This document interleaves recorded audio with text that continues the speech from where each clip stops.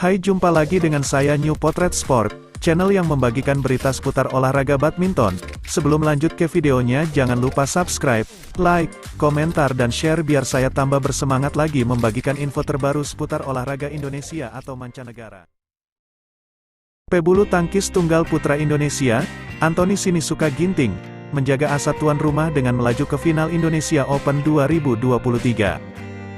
Bertanding di Istora Senayan, Jakarta, Sabtu, tanggal 17 Juni tahun 2023, Anthony mengalahkan Li Shifeng, China, 21-17, 21-15.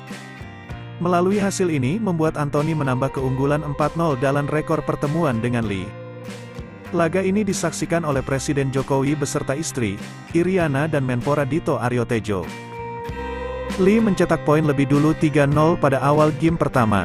Anthony mendekat 1-3 setelah pengembalian Li keluar lapangan. Li menambah poin 4-1 lewat serangan bola-bola atas. Anthony meminta calenge, tetapi gagal sehingga Li semakin menjauh 5-1. Anthony perlahan mendekat 4-5 setelah mencetak 3 poin beruntun. Anthony lalu menyamakan kedudukan 5-5 setelah mempercepat tempo permainan. Dia bahkan berbalik memimpin 6-5. Anthony menambah keunggulan 10-6 hingga menutup pada interval 11-6 setelah netting tipisnya melewati net lawan.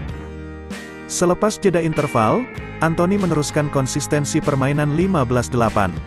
Namun, Li menyambar shuttlecock Anthony dan menambah angka 9-15. Li kembali menambah perolehan poin 10-15 setelah pengembalian Anthony keluar lapangan. Kondisi tersebut tidak bertahan lama setelah Anthony menjauh 16-10. Anthony menambah angka 17-14 setelah pengembalian Li keluar lapangan. Tetapi, Li kembali mendekat 15-17. Anthony melebarkan jarak 19-15.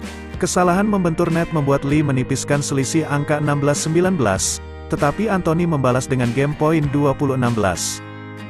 Shuttlecock yang menyangkut di net menambah angka bagi Li 17-20. Anthony merespons dengan mengunci game ini. Pada game kedua, Li memimpin lebih dulu 3-1. Li semakin menjauh 5-1 setelah pengembalian Anthony mampu diredam Li.